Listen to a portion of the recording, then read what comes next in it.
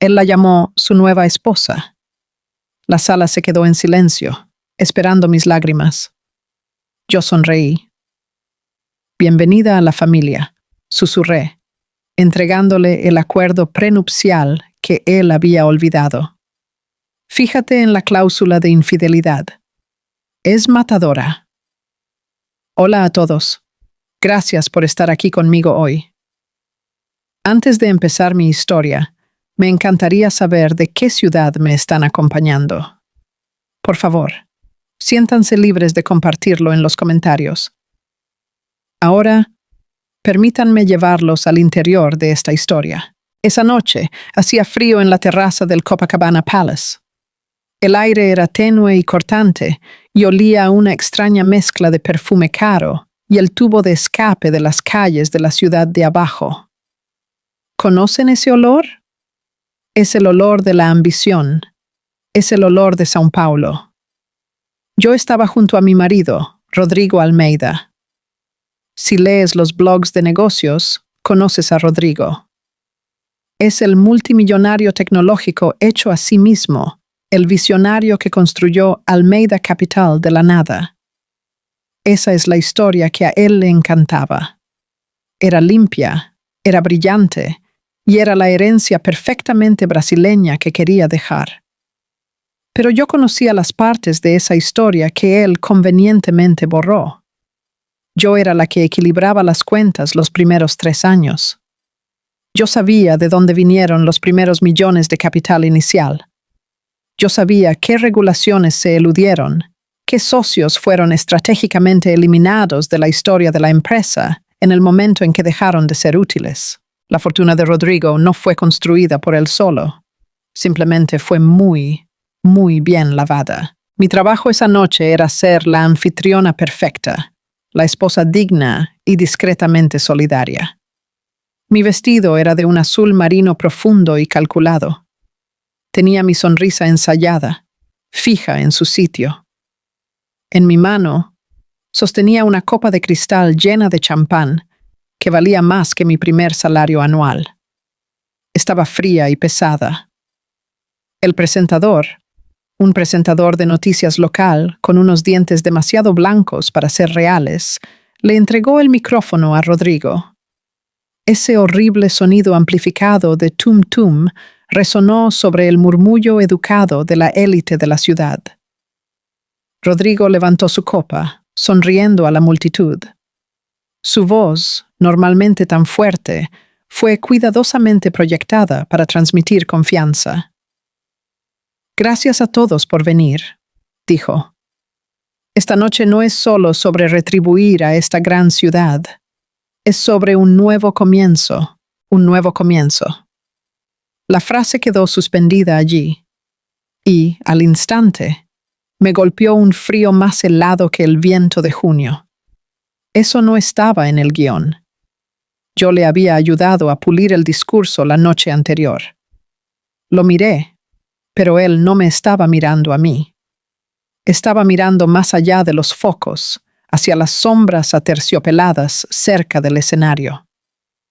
Y, en el espíritu de nuevos comienzos, continuó Rodrigo, su voz engrosándose con una emoción fabricada que hizo que mi estómago se encogiera. Quiero compartir uno muy personal. Extendió la mano, no hacia mí, sino hacia esas sombras. Una mujer dio un paso al frente. Era joven, muy joven, tal vez 25. Su vestido era blanco, agresivamente blanco. Parecía absorber toda la luz de la sala. La reconocí al instante. Bianca Costa, una bloguera de estilo de vida e influencer, cuya marca entera se construyó en la autenticidad y productos de bienestar patrocinados. Los flashes, que habían sido educados, ahora estallaron. Pop, pop, pop, como un pelotón de fusilamiento. El sonido era ensordecedor. Rodrigo la acercó, su brazo posesivo y firme alrededor de su minúscula cintura moldeada en el gimnasio. Miró directamente a la multitud, a las cámaras, y luego, finalmente, Sus ojos se posaron en los míos. Me gustaría que todos conocieran a Bianca. Proyectó, su voz estallando de orgullo. Mi nueva esposa. Silencio. No solo tranquilo, sino un vacío. Toda la terraza, 300 de las personas más influyentes de São Paulo, contuvo el aliento en el mismo momento. El sordo golpe de la música ambiental era el único sonido. Un latido para una sala muerta. Luego vinieron los susurros. Un siseo que se extendió por la multitud como una fuga de gas. Vi cómo subían los teléfonos. Un bosque de pequeños rectángulos de cristal. Todos apuntaban a la foto. Estaban capturando el contenido, el momento viral, el triángulo brutal perfecto. Rodrigo, el marido triunfante, Bianca, la sustituta actualizada, y yo, Marina Tavares, el excedente público, la esposa desechada. Mi cuerpo hizo esa cosa extraña y distante. Se desconectó. Me sentí como si estuviera flotando cerca de las vigas de acero, observando la escena de abajo como si fuera un programa de televisión mal escrito. Mis oídos se llenaron de un zumbido agudo, una línea digital que bloqueó el ruido. Pero mi vista se volvió imposiblemente nítida, casi dolorosa. Lo vi todo en alta definición.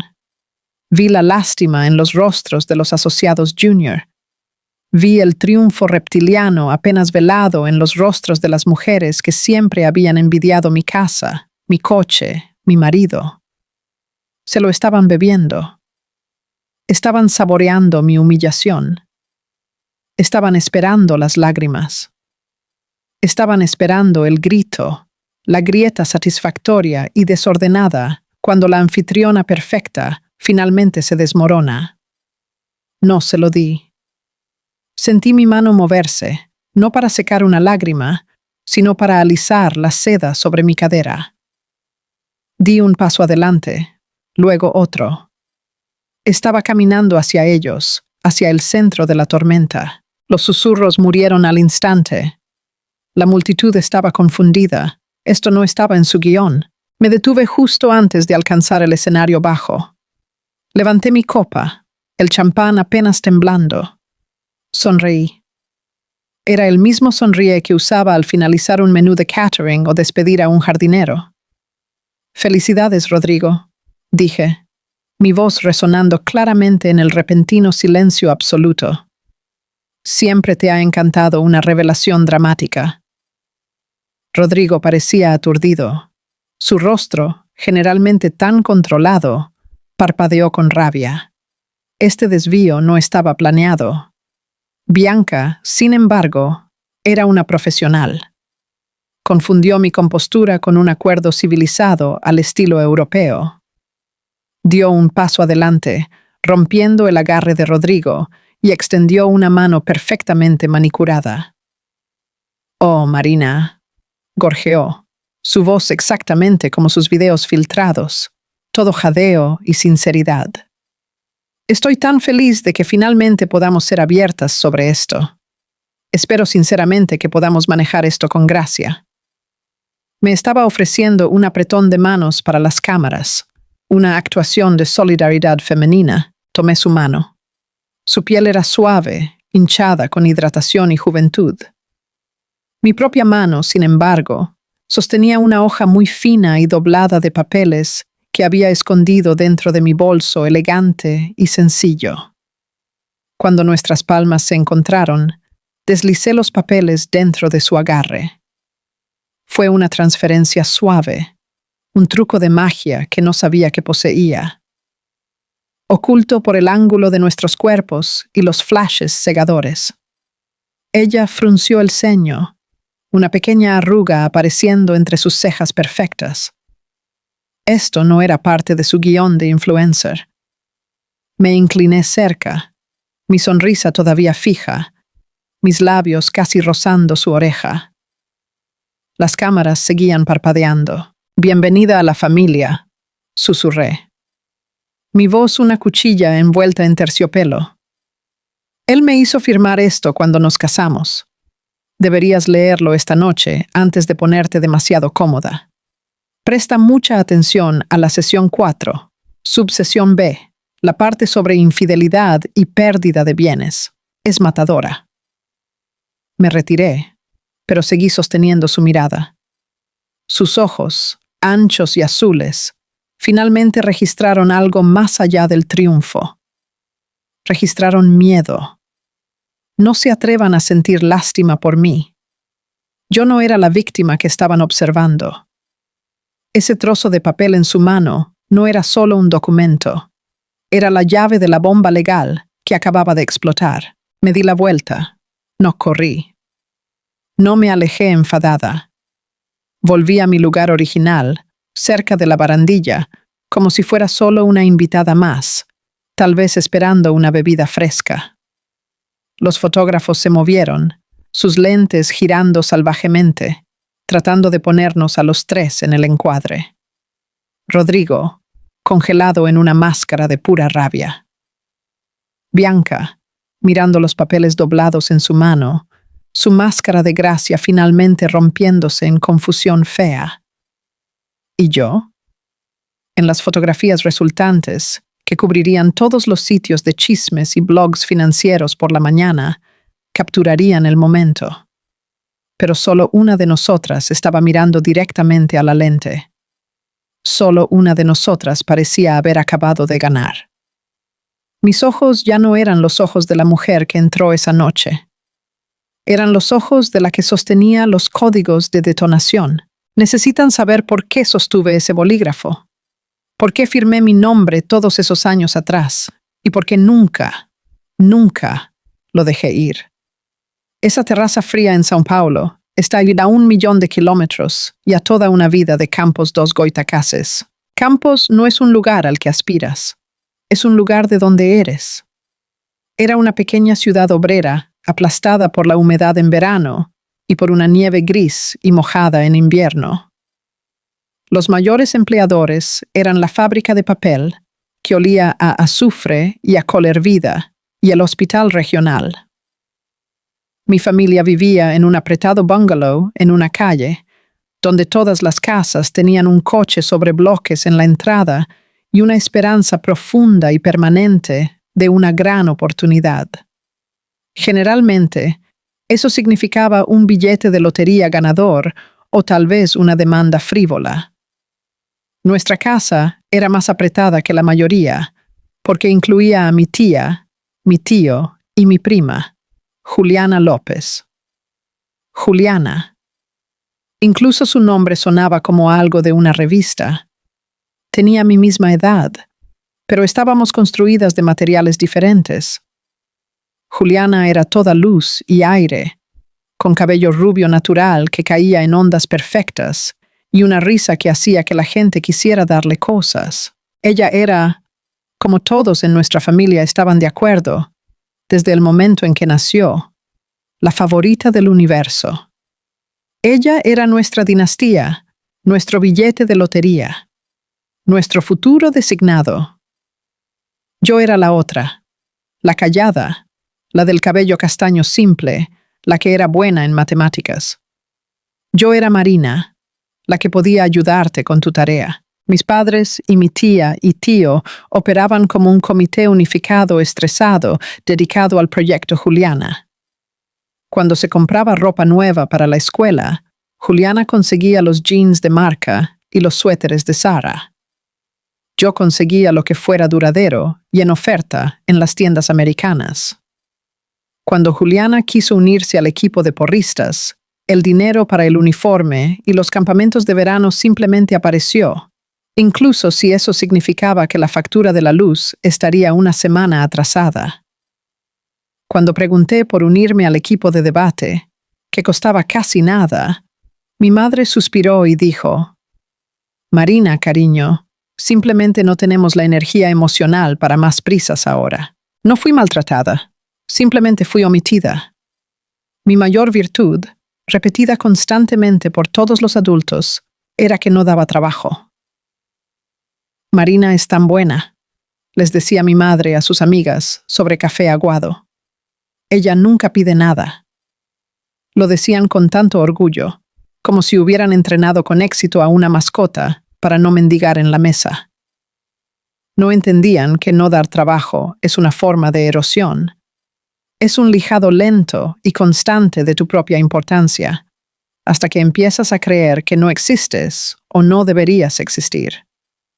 Aprendes a ocupar menos espacio, a amortiguar tus propias necesidades. El epicentro de mi educación era la mesa del comedor.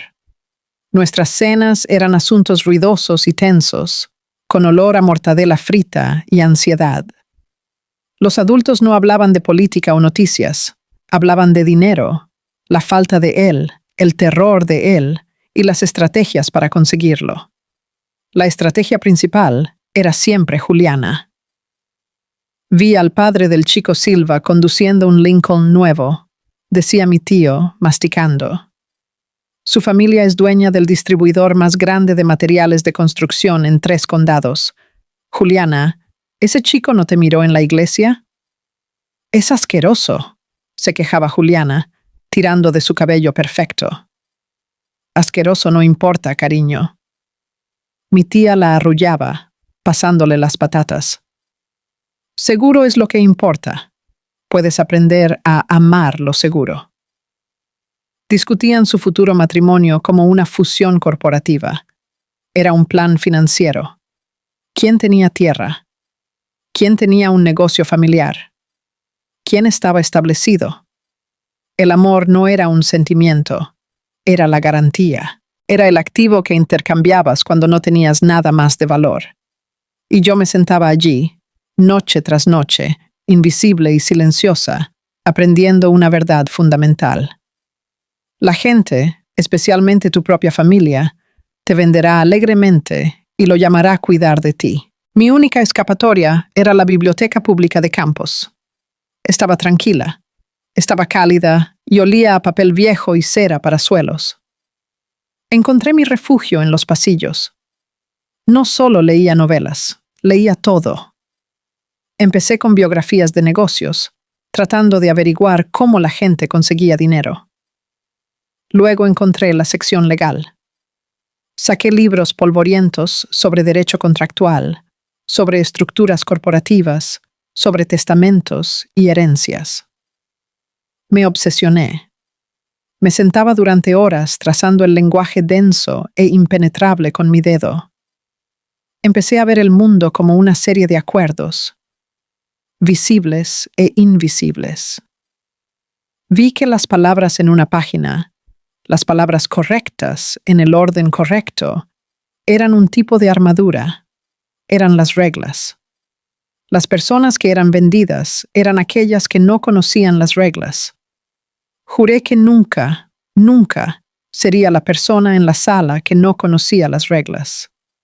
Nunca más firmaría algo que no entendía, incluso si solo fuera una autorización escolar. Había una persona que me veía. Mi abuela. Madalena. Era la madre de mi madre. Una mujer dura y callada que fumaba cigarrillos sin filtro en el porche y leía el mercado de valores en el periódico. Ella no arrullaba sobre Juliana. Me observaba leyendo en el suelo y solo asentía. Tú eres diferente, Marina, me dijo una tarde, el humo de su cigarrillo enrollándose en el aire húmedo. Éramos solo nosotras dos en el porche. Esta familia, todos están buscando un rescate. Quieren ser salvados. Golpeó la ceniza en una lata de café. Una de nuestras chicas no se va a vender por dinero, pero sabrá cómo hacer que el dinero le sirva. Esa serás tú, pajarito. No dejes que te hagan pequeña. 6 meses después, murió repentinamente de un aneurisma. La familia estuvo devastada durante una semana. Luego, se quedaron simplemente molestos cuando descubrieron que su pequeña póliza de seguro de vida no pagó lo suficiente para cubrir el techo nuevo. Pero no era para ellos. Me había dejado una pequeña, pero protegida cuenta de ahorros educativos, solo unos pocos miles. No era suficiente para una universidad de 4 años, pero era suficiente para una universidad comunitaria y un billete de autobús para salir. Era una llave. La escuela secundaria solo amplificó la división. Juliana comenzó a salir con un chico del lado bueno de la ciudad, el de los campos de golf. Conducía un convertible y le compró un bolso Michael Kors, que ella dejaba en la encimera de la cocina como un trofeo. Hablaba en voz alta por teléfono sobre fiestas a las que no me invitaban y fines de semana en la casa del lago de su familia. Yo conseguí un trabajo. Me hice barista en el Café da Praça, la única cafetería decente de la ciudad. Era el lugar donde los pocos profesionales de la ciudad, los abogados, los médicos, los pequeños empresarios, venían por su cafeína matutina. Les servía lattes y magdalenas. Y yo escuchaba. Me convertí en un fantasma, limpiando mostradores lo suficientemente cerca para oírlos. Ellos no hablaban de casarse por dinero, hablaban de pensiones privadas. Se quejaban de la sesión. Discutían sobre acuerdos de asociación y cláusulas de no competencia. Yo lo absorbía todo. Aprendí su lenguaje, ese vocabulario de poder que era completamente extraño en mi propia casa. Iba a casa oliendo a café quemado y garabateaba términos que no entendía. Deber fiduciario, calendario de adquisición, responsabilidad, y los buscaba después en la biblioteca. El final llegó durante una pelea familiar enorme sobre un préstamo con garantía que mi padre había sacado. Los gritos eran tan fuertes que podía oírlos desde la acera. Cuando entré, mi padre, con el rostro morado de rabia y vergüenza, estaba desplomado sobre la mesa de la cocina. No sé qué hacer. Estaba susurrando a mi madre. Simplemente no queda nada. Mi madre, tratando de consolarlo, gesticuló en mi dirección, congelada en la puerta. Está bien, cariño. Todavía tenemos a Juliana y Marina.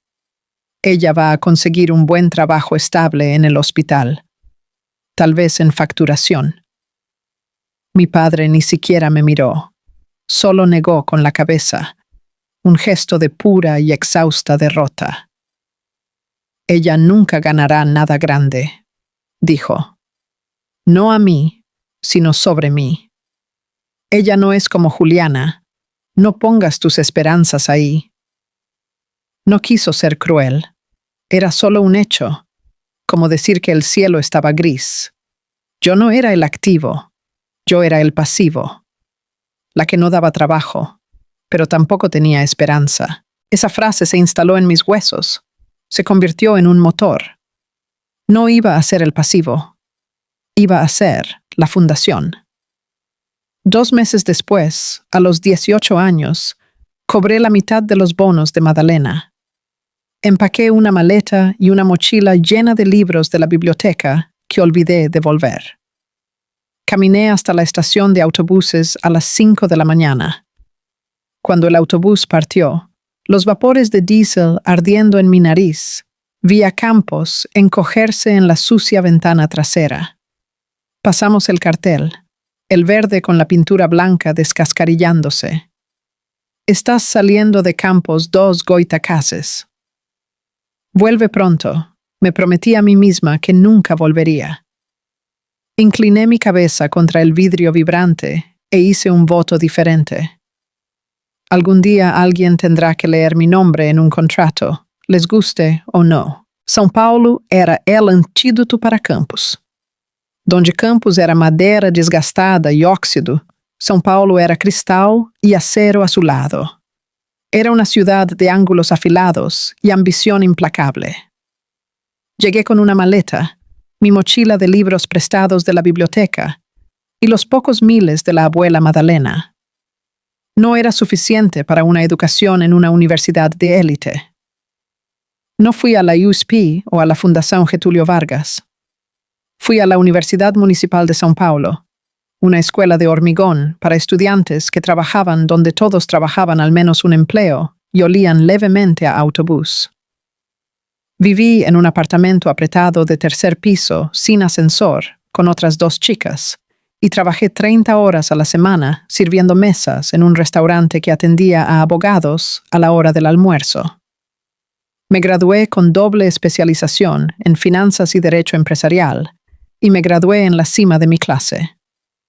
Eso y unos 10 reales te comprarían una taza de café. Después de enviar más de 100 currículums, recibí una llamada. Kingsley Rowe Abogados. No eran el bufete de primer nivel que reclutaba exclusivamente de las grandes universidades, pero eran sólidos, respetables, de poder medio. Su división de derecho corporativo era conocida por ser agresiva y minuciosa. Mi cubículo estaba en el 27º piso. Una pequeña caja gris con un teléfono beige y una vista a la unidad de aire acondicionado de un edificio vecino. La alfombra olía a limpiador industrial y papel viejo. Era el lugar más hermoso en el que había estado. Fui asignada como asistente legal para Genevieve Blay. Genevieve era una asociada senior. Una mujer de unos 40 años con cabello oscuro cortado como navaja, trajes que costaban más que la matrícula de mi semestre y una expresión de impaciencia controlada permanente. Las otras asistentes legales susurraban que se comía a los nuevos contratados en el desayuno. Ella no creía en la charla trivial, creía en las horas facturables. En mi primer día, dejó caer un documento encuadernado en azul en mi mesa. Era un acuerdo de adquisición de 300 páginas y aterrizó con un golpe pesado y final. Haz la revisión de esto para conflictos y exposición de responsabilidad antes de las 5 p.m., dijo, ni siquiera mirándome. Y, Marina, no me refiero a ejecutar una revisión ortográfica. Quiero decir, léelo, encuentra las trampas, lo leí. Lo leí 3 veces. Mi almuerzo se quedó intacto en mi mesa. Encontré 3 problemas principales. 2 eran conflictos obvios de interés con otros clientes. El tercero era una serpiente enterrada profundamente en un apéndice. Era una sola frase que hacía una referencia cruzada a una definición en otra sesión, neutralizando efectivamente todo el límite de responsabilidad que estábamos tratando de imponer. A las 4:50 p.m., coloqué el documento revisado con mis notas cuidadosamente mecanografiadas en su mesa. Ella examinó mis notas. Su expresión no cambió. Ella solo gruñó. Te perdiste la ambigüedad en la cláusula de fuerza mayor, pero encontraste la trampa del apéndice. Nada terrible. De Genevieve Blay, nada terrible, era una declaración de amor. Genevieve se convirtió en mi educación real. Ella no era cálida, no era cariñosa, pero era honesta. Me enseñó a leer un contrato, no como un documento, sino como una historia de detectives. El derecho no es sobre lo que es correcto, Marina, decía, bebiendo su café amargo negro. Es sobre lo que está escrito. La persona que controla el lenguaje, controla el resultado. Aprendí a ver la intención detrás de la jerga. Mejores esfuerzos razonables significaba. Enviaremos 2 correos electrónicos y nos rendiremos. No obstante, lo anterior era la frase de la trampilla, que significaba que todo lo que acabo de prometer en el último párrafo es una mentira. Una coma faltante no era un error tipográfico, era una laguna legal de 1 millón de reales. Estaba de vuelta en la biblioteca de campos, solo que ahora las apuestas eran reales. Yo era callada. Yo era diligente y estaba aterrorizada de cometer un error. Alrededor de 1 año después de mi trabajo, el bufete consiguió una ballena. Rodrigo Almeida. Su nombre estaba en todas partes. Almeida Capital. Era la nueva cara de la fintech. El multimillonario carismático hecho a sí mismo que estaba revolucionando todo. Los socios estaban extasiados. Fue asignado al propio señor Kingsley, Pero el trabajo real, el trabajo pesado, se filtró hacia abajo. El archivo aterrizó en mi mesa viniendo de Genevieve. El nuevo chico de oro de Kingsley se va a casar, dijo, tirando la carpeta Manila. Alguna socialité. Quiere el especial a prueba de balas. Máxima protección para él, mínima para ella. Quiere estar blindado. Haz el borrador del modelo basado en su lista de activos. Fue el primer acuerdo prenupcial en el que trabajé. Durante una semana, viví dentro de las finanzas de Rodrigo Almeida y redacté el documento más brutal y unilateral que pude imaginar. Fue una educación en crueldad estratégica. Aprendí cómo los verdaderamente ricos plantan sus cláusulas. Cómo definen la propiedad conyugal como solo las cosas adquiridas conjuntamente en una cuenta bancaria específica, dejando todo lo demás como separado. Cómo limitan la pensión alimenticia y la atan a cláusulas de confidencialidad tan severas que si ella alguna vez hablaba sobre el matrimonio, le debía dinero. Estaba construyendo una jaula de papel y sentí una emoción fría y enfermiza. Este era el lenguaje de poder que mi familia nunca supo que existía. Envié el borrador por la cadena a Genevieve, quien lo envió a Kingsley. 2 semanas después, la red de chismes del buffet, que funcionaba con susurros y mensajes instantáneos, estaba ardiendo. El matrimonio se había roto. Rodrigo Almeida había sido plantado. La historia, que llegó a todas las columnas de chismes locales, era que la novia había sido atrapada con algún músico de rock indie. Genevieve y yo éramos las únicas que conocíamos la verdad probable. Su abogado probablemente leyó el borrador. Genevieve murmuró, revolviendo su café. Bien por ella. No era tan estúpida como él quería que fuera. Fue una lección que archivé. La gente siempre piensa que es la persona más inteligente de la sala, ¿verdad? Hasta que encuentran al abogado de la otra persona. Rodrigo no dejó el bufete. Al contrario. Después de la humillación de la ruptura, pareció lanzarse al trabajo. Comenzó a venir a la oficina constantemente, no solo para Kingsley, sino para el equipo de Genevieve. Estaba adquiriendo empresas más pequeñas, diversificando, invirtiendo. Y yo era la asistente legal en la sala para todo esto. Sentada en la esquina, tecleando notas, tratando de ser invisible. Él me saludaba. Marina, pero estaba hablando con Genevieve. Recuerdo una tarde de martes en julio. Estábamos en la gran sala de conferencias, la que tenía vistas a la bahía. Rodrigo estaba animado, prácticamente vibrando sobre invertir en una nueva startup de biotecnología. Estaba listo para firmar el acuerdo de financiación Serie B. Parece estándar, Rodrigo, dijo Genevieve, hojeando las páginas. Valoración agresiva, pero los términos son estándar. Dejé de teclear. Mi corazón martilleó contra mis costillas. Hablar era arriesgar mi trabajo. Pero el error era tan grande. Señora Blay, mi voz era apenas un chillido. Genevieve levantó la vista, sus ojos afilados con molestia. Rodrigo se giró, su mirada pasando sobre mí, irritado por la interrupción. ¿Qué es, Marina? Me aclaré la garganta. Sección 5.2. Los derechos de arrastre están atados a los accionistas comunes, no a los preferentes.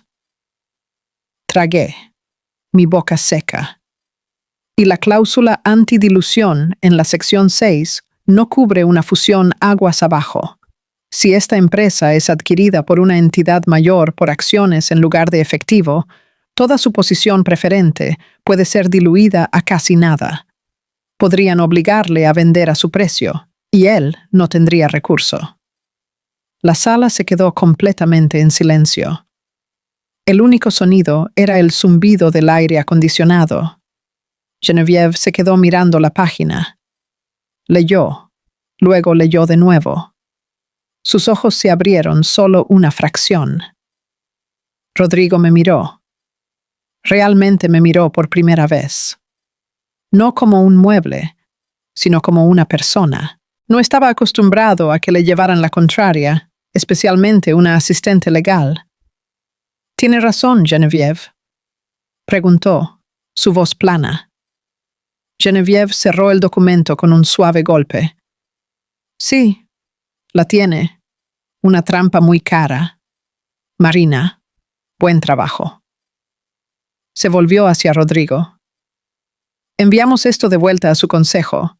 Diles que rehacemos el 5 y el 6, o no hay trato».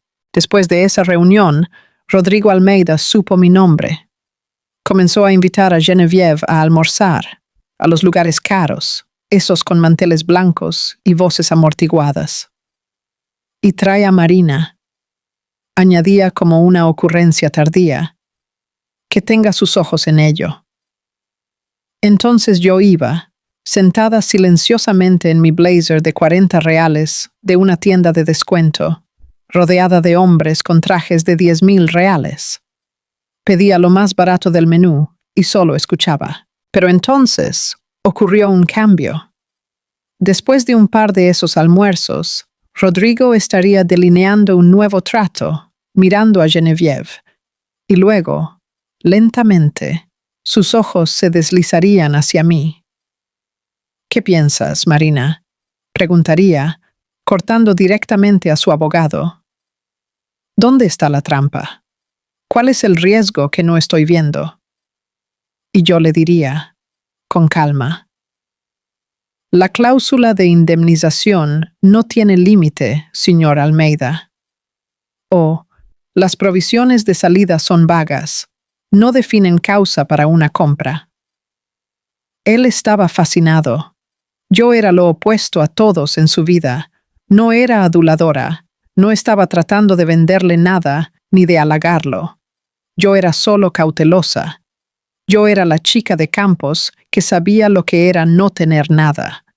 Por lo tanto, estaba clínicamente aterrorizada de perder cualquier cosa.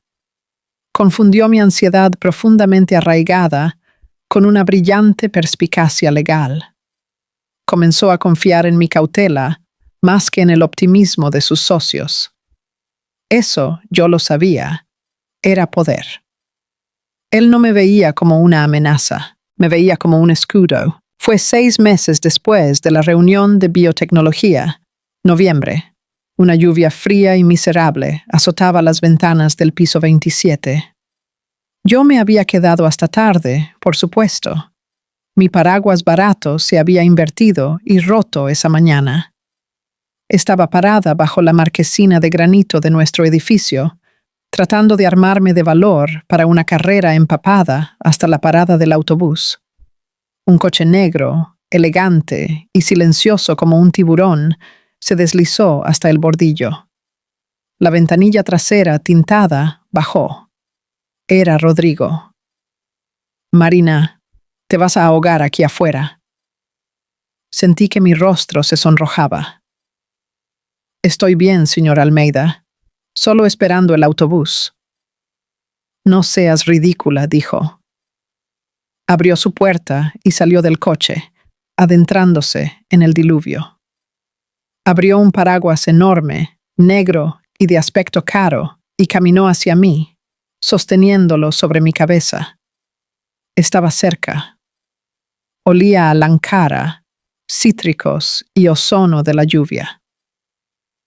«Entra», dijo, su voz baja. No la voz de CEO o atronadora a la que estaba acostumbrada. «Te llevaré a casa». Dudé, era poco profesional. Genevieve me mataría. «No voy a aceptar un no por respuesta», dijo sonriendo, y me guió dentro del coche. Los asientos de cuero eran imposiblemente suaves y hacía calor.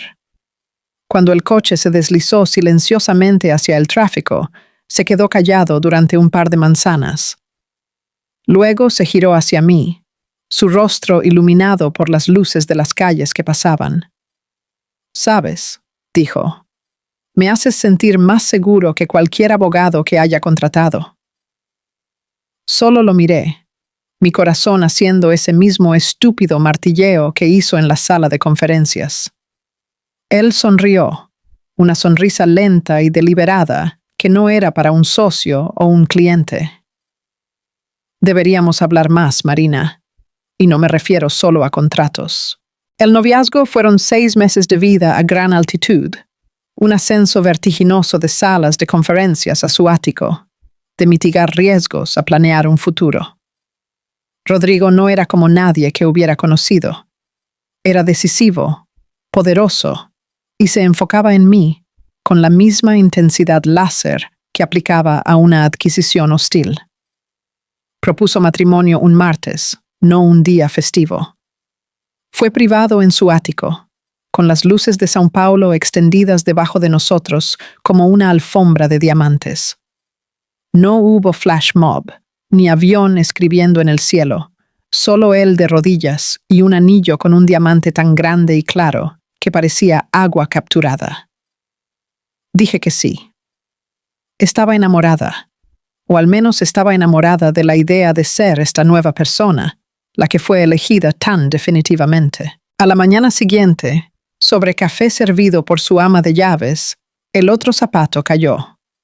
Estaba sonriendo, sosteniendo mi mano, el nuevo diamante parpadeando.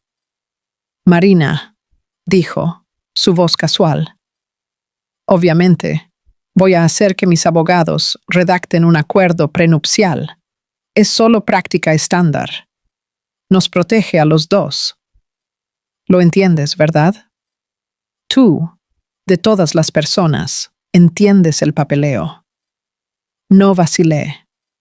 La chica de Campos, la que vio a su familia tratar el matrimonio como una fusión, no estaba sorprendida. La asistente legal de Kingsley Rowe, la que había redactado esa jaula brutal unilateral para su última novia, lo estaba esperando. Claro, dije, mi voz tan nivelada como la suya. Me sorprendería si no lo hicieras. Él pareció aliviado. Genial. Mi gente enviará un borrador a... bueno, a donde quieras. Envíalo a Geneviève Blais, dije. Pero, Rodrigo, quiero una cosa clara. No voy a firmar un contrato de servidumbre. Tiene que ser transparente y tiene que ser justo. No soy una de tus empresas fantasma. Me reuní con Geneviève para un café secreto lejos de la oficina. Ya había dado mis 2 semanas de aviso en Kingsley Row. Me miró por encima del borde de su taza de cerámica, su expresión indescifrable. «¿Así que lo estás haciendo?», dijo. No era una pregunta. «Lo estoy. El borrador está en camino hacia ti». Ella golpeó la mesa con el dedo. «Marina, tengo que ser franca contigo. Va a traer al mejor equipo que el dinero pueda comprar. Van a escribir esto para protegerlo completamente a él. Necesitas a alguien tan bueno como yo, o mejor». «Te necesito a ti», dije. Ella suspiró. «Yo no hago derecho matrimonial, Marina. No es mi área». «Tú haces contratos», dije, inclinándome hacia adelante. «Me enseñaste a leer entre líneas. Sabes dónde están enterradas las trampas. Geneviève, confío en ti más que en cualquier abogado matrimonialista en São Paulo». Ella me miró fijamente durante un largo momento, calculando, sopesando. Luego, asintió. «Muy bien, pero me vas a escuchar. Si digo que es malo, no firmas. No importa cuánto lo ames». «Lo prometo». El borrador llegó 3 días después. Geneviève y yo nos sentamos en la sala de conferencias vacía un sábado, el documento grueso extendido entre nosotras como un cadáver en una mesa de autopsia. Ella leyó en silencio durante casi 1 hora, haciendo notas ocasionales con un bolígrafo rojo. Finalmente, dejó el bolígrafo. Es malo, Marina, pero no es lo peor que he visto». Se giró a una página marcada con un post-it amarillo. «Mira la sección 4, Subsección B. La cláusula de infidelidad. Golpeó el párrafo con su uña perfectamente manicurada. Si cualquiera de las partes comete infidelidad probada, leyó en voz alta, según se define como relación sexual o romántica emocional con un tercero, la parte infiel pierde todo derecho a la propiedad conyugal, pensión alimenticia y cualquier distribución de bienes. Además, la parte infiel renuncia a todos los derechos sobre propiedades, cuentas e inversiones adquiridas durante el matrimonio. Ella levantó la vista. Esta cláusula funciona en ambos sentidos, Marina. Pero, estadísticamente, los hombres extremadamente ricos como Rodrigo Almeida son mucho más propensos a hacer trampa que sus esposas. Esto es una trampa, pero es una trampa que funciona para ti, si eres lista. Mi corazón estaba acelerado. Así que si él me engaña, ¿me quedo con todo? Genevieve sonrió, una sonrisa fría y afilada como el vidrio. Si puedes probarlo, sí. Esta cláusula lo destroza. Continuó hojeando. El resto es estándar. Él mantiene sus activos prematrimoniales, lo cual es justo. Los bienes adquiridos conjuntamente se dividen 50-50. Pensión alimenticia limitada, pero no terrible. Confidencialidad estándar. Pero Marina, esta cláusula de infidelidad, esta es tu arma nuclear. No la pierdas de vista. Empujó el contrato de vuelta hacia mí. Si vas a firmar esto, asegúrate de que tienes un plan. Asegúrate de que estás prestando atención. Y, por el amor de Dios, asegúrate de que si él se equivoca, tienes pruebas. Memoricé cada palabra de ese contrato.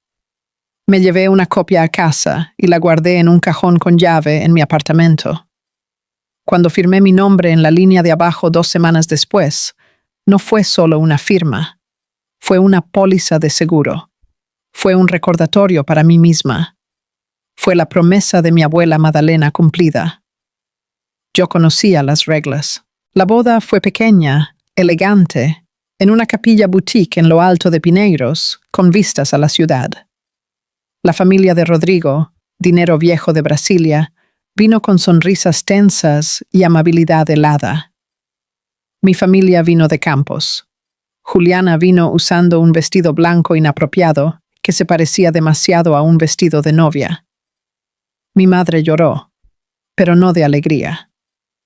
Lloró porque no podía procesar que yo, la callada, la que no daba trabajo, de alguna manera había conseguido lo que habían pasado 18 años tratando de obligar a Juliana a hacer. Mi padre me abrazó rígidamente. «Lo lograste, Marina», susurró, su aliento oliendo a whisky barato de la barra libre. «Realmente lo lograste». No dijo que estaba orgulloso. Lo dijo como si hubiera hecho trampa en el examen. Los primeros 3 años fueron buenos. No eran un cuento de hadas, pero eran estables. Trabajé junto a Rodrigo, no oficialmente en Almeida Capital, sino como su consultora particular. Revisaba contratos, identificaba riesgos. Él me llamaba su canario de mina particular. Vivíamos en un penthouse con vistas al Parque Ibirapuera, todo vidrio y luz. Yo tenía un armario más grande que el bungalow en Campos.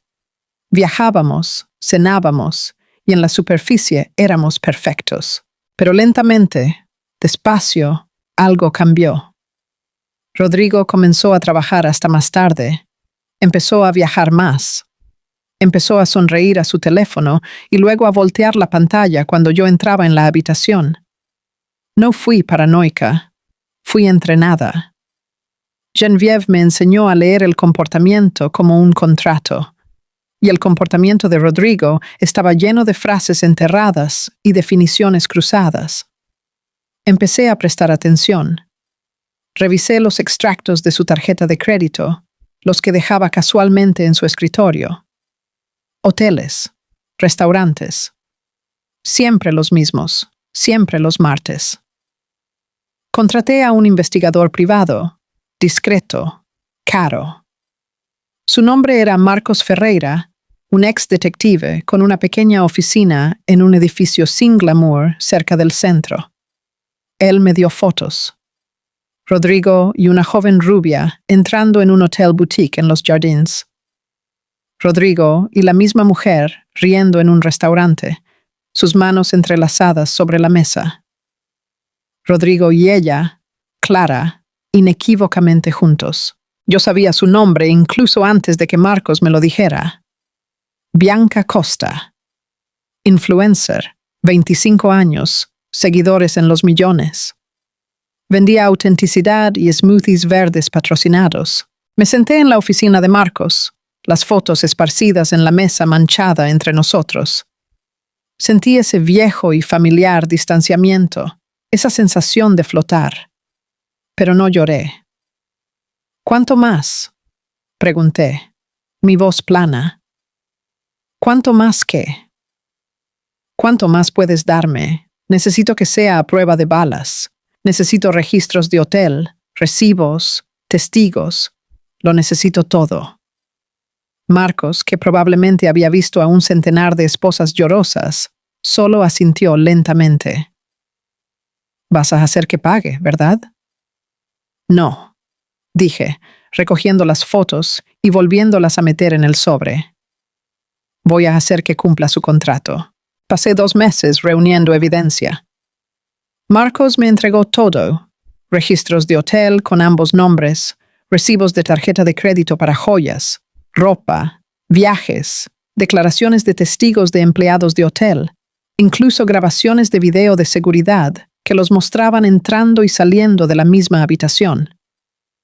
Lo guardé todo en una carpeta con llave en una caja fuerte de un banco que Rodrigo no sabía que yo tenía. Esperé.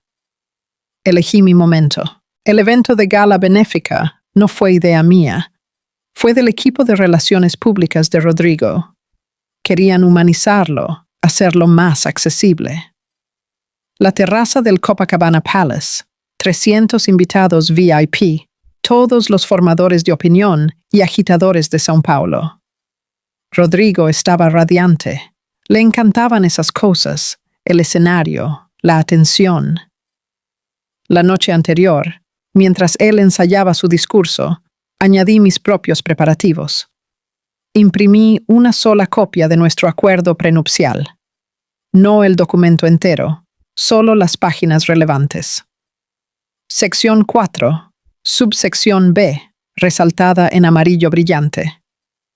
Lo doblé cuidadosamente y lo metí dentro de mi bolso de mano. Esa noche en la terraza, cuando Rodrigo se desvió del guión, cuando alcanzó esas sombras y sacó a Bianca a la luz, mi corazón no se rompió. Hizo exactamente lo que esperaba que hiciera. Se volvió arrogante. Pensó que era intocable. Me subestimó. Cuando entregué esos papeles en la mano de Bianca, cuando susurré esa advertencia en su oído, no estaba siendo bondadosa, estaba siendo estratégica. Ella era joven, pero no era estúpida. Ella leería aquello. Vería lo que estaba a punto de perder antes de siquiera conseguirlo. ¿Y Rodrigo? Rodrigo estaba tan ocupado presumiendo que olvidó la única regla que yo nunca olvidé. Siempre lee el contrato. Los días siguientes fueron un borrón de artículos de noticias, publicaciones en blogs y frenesí en las redes sociales. Las fotos de la terraza estaban en todas partes. Rodrigo, Bianca y yo, congelados en ese triángulo brutal. Los titulares eran predecibles. Multimillonario presenta nueva esposa frente a la anterior. Acuerdo prenupcial mortal destroza a Showman Tech. Mujer despreciada le da la vuelta a las tornas usando documento legal. Mi teléfono sonó incesantemente. Reporteros, abogados, gente con la que no había hablado en años. Ignoré a todos. Me quedé tranquila en su penthouse. Y esperé. Rodrigo no volvió a casa esa noche ni a la siguiente. Al tercer día, Llamó su abogado. Harlan Moss, uno de los tiburones más crueles de la ciudad. Señora Almeida, dijo, su voz aceitosa de falsa preocupación. A Rodrigo le gustaría sentarse y discutir una resolución civilizada. Creo que hay un camino a seguir que evita, bueno, un bochorno público adicional. Dile a Rodrigo que lea la sección 4, subsección B, dije con calma. No hay nada que discutir. Él violó los términos. El contrato es claro. Si quiere impugnar, nos vemos en la corte. Colgué. Una semana después, recibí la llamada que estaba esperando. No era de Harlan, era de Bianca. Marina, dijo, su voz pequeña y tensa. Nada como sus videos confiados. Yo no lo sabía. Lo juro. No sabía sobre el acuerdo prenupcial. Él me dijo que habías accedido a ello, que tenían un acuerdo. Dejé que el silencio se prolongara. Luego hablé. Mi voz suave, pero implacable. Bianca, él te mintió como me mintió a mí, pero tú hiciste tu elección. Ahora vive con ella. Ella colgó.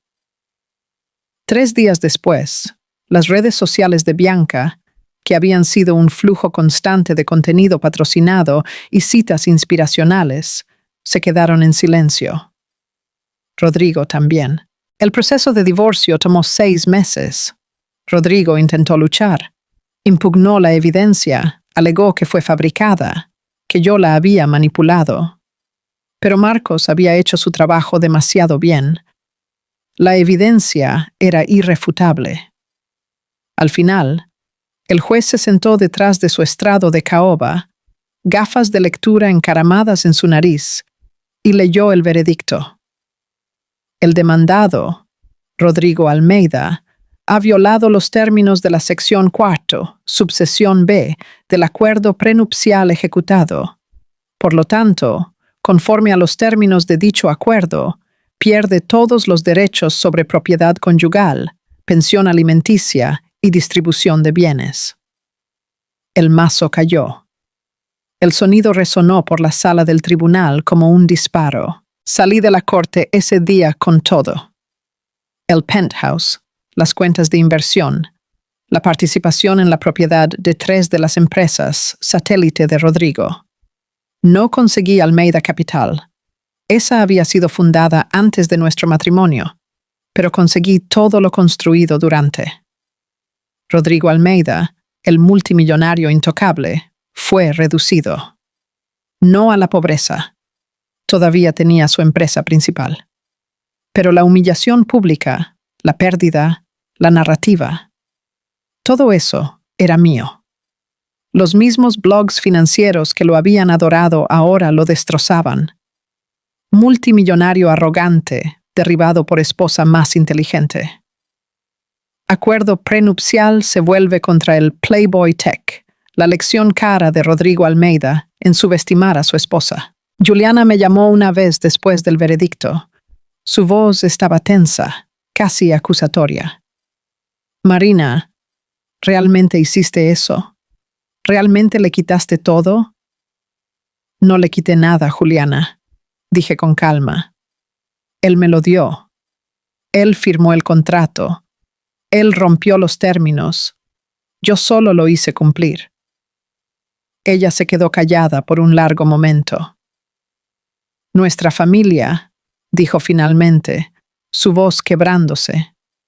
Están diciendo que eres fría, que lo planeaste desde el principio. Tal vez lo soy, dije, pero estoy bien. Y Juliana, nunca dijeron esas cosas sobre ti, porque nunca esperaron nada de ti. Le deseé buena suerte y colgué. No volví a Campos. Nunca volví. Pero le envié a mi madre un cheque lo suficientemente grande para pagar la hipoteca de la casa familiar y las deudas de mi padre. No incluí una nota. Bianca desapareció de la vida pública durante casi un año. Cuando regresó, fue con un podcast llamado Lecciones de una caída. Hablaba sobre ser manipulada, sobre confiar en las personas equivocadas, sobre reconstruir su marca. Ella nunca mencionó mi nombre, pero todos lo sabían. Rodrigo se reconstruyó eventualmente. Hombres como él siempre lo hacen. Pero nunca recuperó ese brillo, esa invencibilidad. Era solo otro CEO rico con un escándalo en su pasado. En cuanto a mí, compré un ático más pequeño, más tranquilo, en el lado oeste de la ciudad, lejos de las multitudes y los focos.